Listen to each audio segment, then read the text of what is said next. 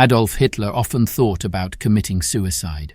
After the Beer Hall Putsch failed, the Nazis tried to take power, and Hitler was hurt and hiding, so he couldn't put a gun to his head. He had to be physically stopped. Psychiatric Times says that Hitler often took to threatening to kill himself when things didn't go his way. Everything Hitler had planned fell apart around him by 1945. The Allies were breaking through Nazi Germany's forces, and the Soviets were closing in on Berlin. It was clear that the Third Reich's time was coming to an end. More and more information was coming out about how horrible the Nazis were to the Jews, and Hitler had been locked in his bunker for months, where he learned of the horrible death of Benito Mussolini, another Nazi leader. Hitler finally carried out his long-awaited plans because he didn't want to face a similar scene if he was caught or the thought of being tried and put to death. Hitler put cyanide on his dog for a test, and his lover Eva Braun died from it before Hitler shot himself. His will said that the bodies should be burned, but his body parts were moved and dug up several times before they were finally burned and spread in the 1970s. Hitler died before a lot of people in Germany killed themselves, but the Nazi propaganda machine made it hard to see what killed him. Some Nazi leaders who knew what was going on either copied the Führer or killed themselves in some other way. Other close Hitler friends were put to death after being tried or lived to see natural deaths. The bodies of these people were burned, hidden, or used in political campaigns and fears. Goebbels followed Hitler in death. Adolf Hitler and the Nazi Party were very successful, and a lot of that was due to Joseph Goebbels, who was in charge of the party's messaging. Goebbels was not a raging anti-Semite when he was young. He was smart and talented in writing and theatre, and he studied German philology. After the First World War, he might have gone in a different direction. He joined the Nazis in the 1920s, though, and quickly became close with Hitler and a member of the inner group. He finally believed in his own speech, which was as good as Hitler's, at Nazi rallies. Some of Goebbels' methods of advertising helped shape how the German people saw Hitler and fed anti-Semitism. Hitler praised Goebbels' work in public and gave him several raises. Goebbels, on the other hand, was totally loyal to Hitler. As the tide of war turned against Germany, Goebbels went into the bunker under Berlin with his leader. He was the last powerful Nazi leader to stay with Hitler after Hitler took power. Governor Goebbels was named after Hitler's death, but Goebbels decided to follow his leader instead of being in charge when Nazi Germany finally fell apart. These two people killed their 6 kids with poison and then killed themselves. They found Goebbels' body in the yard of the Reich Chancellery. He had been buried there by the KGB in February 1946 at a military base. But in the 1970s, when that base was given to East Germany, Goebbels' body was dug up and set on fire. The ashes were later scattered over a tributary of the Elbe River, according to the book Hitler's Death, Russia's Last Great Secret, from the files of the KGB. Himmler's grave is unknown. The two men were not close in Adolf Hitler's personal life. They didn't hang out with each other very often, and Hitler thought Himmler's interest in magic was silly. But he also called Himmler the faithful Heinrich because of how devoted he was. Himmler was not only one of Hitler's biggest fans. As head of the SS, he was in charge of planning and carrying out the deaths of millions of people. People often say that Himmler was the main person who planned the Holocaust. Heinrich was loyal at first, but in the end he gave up. In 1945, he tried to get Germany to give up and join a new alliance against Russia. Himmler would then become head of Germany. Hitler fired Himmler and told the police to arrest him for betraying the party. Himmler was caught by the Russians while trying to escape. They gave him to the British, who knew him because his papers were sloppy and easy to spot. Hitler was already dead at that point, and Himmler's guards were determined that he would not die too. They carefully checked him over for any hidden drugs. His lips was being looked at by the doctors, but Himmler jerked away and bit down on a cyanide capsule. According to Heinrich Himmler, the sinister life of the head of the SS and Gestapo. Himmler died by suicide on May 23, 1945. Himmler's body was wrapped in army blankets and held together with mesh and wire. The British buried him in the Lüneburger Heath, which is where the Germans gave up. The area where he was buried has been made public, but not where it is. Himmler is buried somewhere that no one knows about. Bormann's body was found in a construction site. The story that Adolf Hitler ran away from the Allies and went to Argentina is a strong myth. It was also thought that other high-ranking Nazis had gotten away. It was more likely that Hitler's private secretary, Martin Bormann, got away at the end of World War II. He was thought to be on the run for almost 30 years and was still one of Europe's most wanted war criminals. Political violence charges were brought against Bormann as early as 1924. He got Hitler's trust by working for Rudolf Hess, and once he was close to Hitler, he carefully controlled Hitler's personality and how he talked to him. Since the Allies couldn't find Bormann after Berlin fell, they tried him at Nuremberg even though he wasn't there. The Allies tried to find every important person but couldn't find him. He was given the death penalty, and even after years passed, Nazi hunters were still looking for him. In 1973, the New York Times reported that former Nazis thought he was a Russian spy who had hidden himself behind the Iron Curtain. Investigative reporters thought they had tracked him to South America and named Argentina, Chile, and Paraguay as possible hiding places. Finally, 2 bodies were found in 1972 in West Berlin, while work was being done on a building project. One of them quickly turned out to be Bormann's, which was enough for the police to change his status from missing to dead. In 1998, DNA evidence proved who the person was. Most people think that Bormann died while trying to get away at the end of the war. Göring was cremated after suicide. I ask to be spared the ignominy of a hanging and be allowed to die as a soldier before a firing squad. Roger Manvel's book, Göring, The Rise and Fall of the Notorious Nazi Leader, says that was Hermann Göring's last wish. Göring's main goal in life had always been to be a soldier. He grew up in a castle and learned to be an army officer. During World War I, he served in the Air Force. In the early days of the Nazi Party, he became leader of the SA. After the Nazis won political wins, Göring became a minister and became popular with most people. But Göring also created the Luftwaffe, which was very effective in the early stages of World War II. When things went badly in the war, Göring didn't want to face Adolf Hitler's mistakes in military strategy and wasn't able to keep up the discipline and strength needed for the war. Britannica says he was addicted to drugs.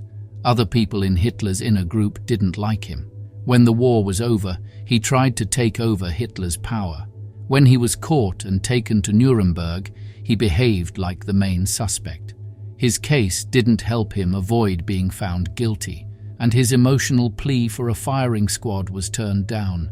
Göring, who was one of the most famous criminals tried at Nuremberg, was going to be the first person to be put to death.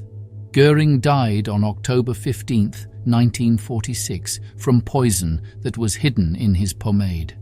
He was told that a soldier had died. Along with the other people who were killed that day, his body was burned, and the ashes of all of them were spread out. Hess was buried twice before being cremated. It's still not clear why Rudolf Hess, who was the deputy leader of Nazi Germany, went to Scotland in the middle of World War II, even after more than 80 years. Hess's reason, that he wanted to help Germany and Britain get along, was said to be something he did on his own. Adolf Hitler looked down on his deputy's acts, and the incident is said to have been the last straw in their relationship, which had been getting worse over time. But there is a strong but consistent idea that Hitler personally sent Hess on the mission as part of tricky talks that could have pitted Britain and Germany against Russia, according to the Smithsonian. Some people think that Britain set a trap for Hess. No matter what drove the run, it only led to Hess being captured as a prisoner of war. Exams done on him while he was in jail showed that his mental health was getting worse, which was made worse by his later claims that a spiritual force inspired him to run away. Hess was tried at Nuremberg with other high-ranking Nazi agents, but he was not put to death. He was instead locked up at Spandau jail. He had been locked up for life, and for the last 20 years of his life, he was the only person there. Hess killed himself when he was 93 years old. Spiegel says that Hess asked in his will to be buried in Wurmsdel in the same cemetery as his parents. At first, the parish that was in charge said no, because they didn't want a place where neo-Nazis could meet. Hess was finally buried, but as the church had feared, Nazi supporters started making pilgrimages to his grave. Hess's body was dug up, burned and spread at sea in 2011, even though his family didn't want it to happen. Speer was cremated. Albert Speer tried to be a good Nazi, if there is such a thing. When the Americans caught him at Glucksburg Castle in 1945, he was friendly, willing to help, and honest with them. People thought he would help end the war because he was Adolf Hitler's chief architect and later his Minister of Weapons and War Production. Speer told the Americans that he was sorry for what he did and could give them information about Nazi Germany. He did this at Nuremberg and throughout his life after the war, even though he knew that he had helped weaken the military and refused Hitler's craziest orders. Speer avoided the death sentence and life in prison because he cooperated and said he was sorry. He got a lot of money and some respect when his 20-year sentence was over. Smithsonian says that his displays of remorse covered up how much he gained from slave labor and how much he knew about and took part in the Holocaust. Many writers criticized Speer's view of himself, but it was still the same when he died of a brain bleed in 1981. Speer looked good in the eyes of the world again when he turned 76 years old and became old, while many of his wartime friends died shamefully and were seen as monsters. His body was also treated with more respect. After a private ritual, it was burned and buried. A gravestone for him and his family can be found in Heidelberg. But in the years since he died, Speer's carefully crafted image as the good Nazi has been slowly but surely torn apart. His name is now as bloody as the names of any Nazi leader. Ribbentrop was burned after hanging. As an ambassador and later as foreign minister, Joachim von Ribbentrop made some important deals with other countries that made it easier for Nazi Germany to attack other countries. The Anglo-German naval agreement he signed let the German Navy get stronger. He also set up alliances with Japan and Italy, and the non-aggression pact he made with the Soviet Union let the Nazis invade Poland. However, the fights Ribbentrop helped start hurt his own standing in the Third Reich. As the war went on and Germany vowed to fight, he became less and less needed. In Nazism, his image was harmed by the fact that some of his staff members were involved in the July 20th plot. He did play a part in making plans for other Axis powers to send their Jewish people to Germany to be killed. It was in June 1945 that Ribbentrop was captured. It was found that the Anglophobic Ribbentrop had written a letter criticizing Britain and Winston Churchill for not working with Germany against Russia. This was pretty bold for a minister. He was looked down upon by both the Allies and his fellow Nazis, so he was brought before the Nuremberg trial and given the death penalty by hanging. Hermann Göring was the first Nazi to face the noose, and he and many other Nazis tried at Nuremberg got the same sentence. But after he killed himself, Ribbentrop was put ahead of everyone else in line. The University of Georgia School of Law says it took him 14 minutes to die by strangling after he fell. His neck did not break, though. Once Ribbentrop was dead, he was burned at the stake with the other Nazis who had been killed. Their ashes were spread out along the Isar River. Papen was buried in his birthplace. This person, Franz von Papen, was not in charge of the Nazis. Neither he nor Adolf Hitler were close friends. He lost any power he had in the German government after 1934 and was put in charge of foreign matters instead. But Papen has been known for a long time as the person who brought Hitler and the Nazis to power. His term as Chancellor began in 1932, when the Nazis had the most seats in the Reichstag. He led Germany toward an authoritarian government. General Kurt von Schleicher, an advisor to President Paul von Hindenburg, and enough lawmakers and people spoke out against him in this way, and he was removed as Chancellor. In order to get back at Hitler, and because some conservatives thought the Nazis could be a manageable junior partner, Papen persuaded Hindenburg to make Hitler Chancellor. Papen tried to say that he wasn't to blame for giving Hitler power after the war and for the rest of his life. It was a tough fight. Papen not only helped get Hitler appointed, but he was also his vice-chancellor for a short time. As a minister, he helped Germany take over Austria and fought for Germany in World War II. He was found guilty at Nuremberg, but his term of only 8 years was thrown out when he appealed. He got back his land and wrote his excuse-filled autobiography. He was laid to rest in Kleingladbach, Prussia, where he was born, after he died in 1969. Heydrich was buried in a military cemetery. Because of the Nazis' twisted morals, it's not clear if Hitler meant to scold Reinhard Heydrich or praise him when he called him the man with the iron heart. It was claimed by the BBC that other Nazi leaders called him the Butcher. As Heinrich Himmler's top SS officer, as head of the Gestapo, and as the cruel Nazi ruler of Bohemia and Moravia, he earned both names. Heydrich got rid of political opponents, played a big role in planning Kristallnacht, and helped Himmler make plans for the Holocaust. He stands out as a very dark figure, even among the Nazi high command. The Holocaust Encyclopedia says that when Heydrich was put in charge of Bohemia and Moravia in 1941, he aimed for pacification by killing hundreds of people.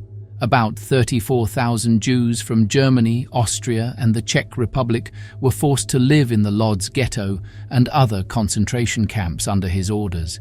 He bribed people by giving them good jobs and perks. The next year, he was so sure that he had full power over the Czech lands that he drove around in an open car. Because of this, the Czech resistance was able to do its job. On May 27th, agents training in Britain put a grenade under his car. Heydrich was not completely killed, but shrapnel wounds killed him days later. Hitler himself went to the state service for Heydrich, and he and Himmler spoke very highly of the killer. He was laid to rest in Berlin's Invalids Cemetery. After the war, the Allies ordered that his grave not be marked, but in 2019 someone found it and messed with it, even though Heydrich's body was still there.